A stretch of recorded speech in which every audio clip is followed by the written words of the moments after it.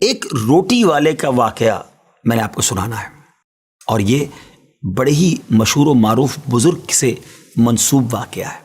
حضرت ابو بردہ رضی اللہ تعالیٰ عنہ راوی ہیں کہ حضرت ابو موسیٰ اشعری رضی اللہ تعالیٰ عنہ کی جب وفات کا وقت قریب آیا تو انہوں نے اپنے بیٹوں سے کہا کہ اے بیٹو، روٹی والے کو یاد رکھنا۔ پھر یہ واقعہ خود ہی بیان کیا کہ وہ روٹی والا کون تھا۔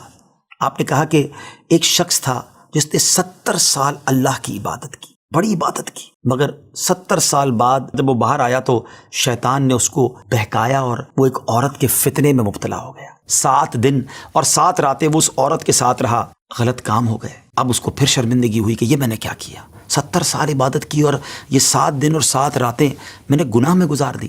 بڑا شرمندہ، بڑا نادم، قدم قدم پر سجدے کرتا جاتا، توبہ کرتا جاتا۔ اب چلتے چلتے چلتے ایک مسافر خانے میں پہنچا تو وہاں 12 مسکین لوگ پڑے ہوئے تھے، لیٹے ہوئے تھے۔ اس نے بھی جگہ بنائی اور ان کے درمیان جا کر خود بھی گر کر سو گئے۔ اب رات میں ایک شخص آیا جو ان کو کھانا دیا کرتا تھا، روٹی دیا کرتا تھا۔ ایک ایک کر کے 12 روٹیاں لے کر آیا تھا، اس کو پتا تھا یہاں 12 مسکین رہتے ہیں۔ ایک ایک کر کے سب کو روٹی دینے لگا۔ وہ شخص جو یہاں آ کر اچانک بیچ میں آ کر لیٹا تھا، اس کو بھی وہ مسکین سمجھا اور اس کو بھی روٹی دے دی۔ لیکن ظاہر ہے کہ اگر ترتیب سے روٹی دیتے دیتے آگے آئے تو آخری نمبر والے کو روٹی نہ ملی، کیونکہ یہ تو 13 ہو چکے تھے۔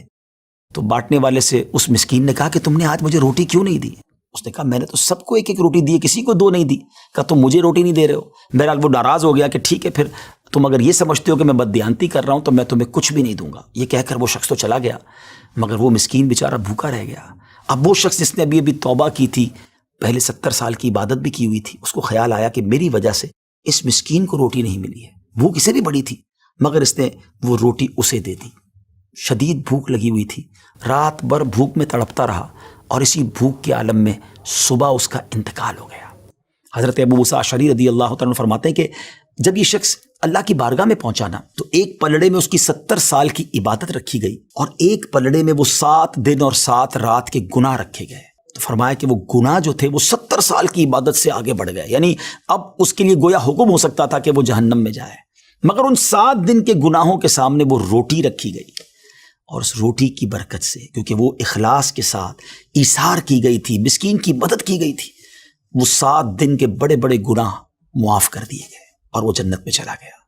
پھر آپ نے اپنے بچوں سے کہا بیٹا روٹی والے کو یاد رکھنا۔ ناظرین یہ واقعہ واقعی دلوں کے تار چھیڑ دیتا ہے۔ 2 باتیں سیکھنی ہیں کہ بعض اوقات کچھ لوگ کہتے ہیں یار میں نہیں بہک سکتا، میں تو بڑے اچھے ماحول میں ہوں۔ نہیں جناب، شیطان نے بڑوں کو بہکا دیا ہے۔ ہمیں اپنی صحبتیں اچھی کرنی ہوں گی، اللہ کریم سے شیطان کے مقابلے میں پناہ مانگنی ہوگی اور اپنے آپ سے ڈرتے رہنا ہوگا کہ نہیں میں بھی گناہوں میں مبتلا ہو سکتا ہوں، مجھ سے بھی کوئی بڑا گناہ کہیں نہ ہو جائے۔ توبہ کرتے رہیں، ڈرتے رہیں، خوف رکھیں اور اچھی صحبت اپنائیں۔ اور دوسری بات، صدقہ جو ہے نا وہ گناہوں کو مٹا دیتا ہے۔ صدقہ اللہ کی بارگاہ میں بڑا پسندیدہ ہے۔ غریبوں کی مدد کرنا یہ اللہ کو بڑا پسند ہے۔ ہمیں بھی چاہیے کہ وقتاً فوقتاً اپنے غریب پڑوسیوں، غریب رشتہ داروں، غریب مسلمانوں کی مدد کرتے رہیں۔ اور دعوت اسلامی کا شعبہ FGRF سبحان اللہ دکھیارے مسلمانوں کی شاندار انداز میں مدد کرتا ہے۔ سیلاب زدگان کی مدد کتنے بڑے پیمانے پر کی گئی اور یہ سارا سال ہی اب کچھ نہ کچھ سلسلہ رہتا ہے، تو آپ بھی FGRF کا ساتھ دیجیے، دکھیارے مسلمانوں کی مدد کیجیے۔ اللہ آپ کے رزق حلال میں برکت عطا فرمائے اور ہم سب کے گناہوں کو معاف فرمائے۔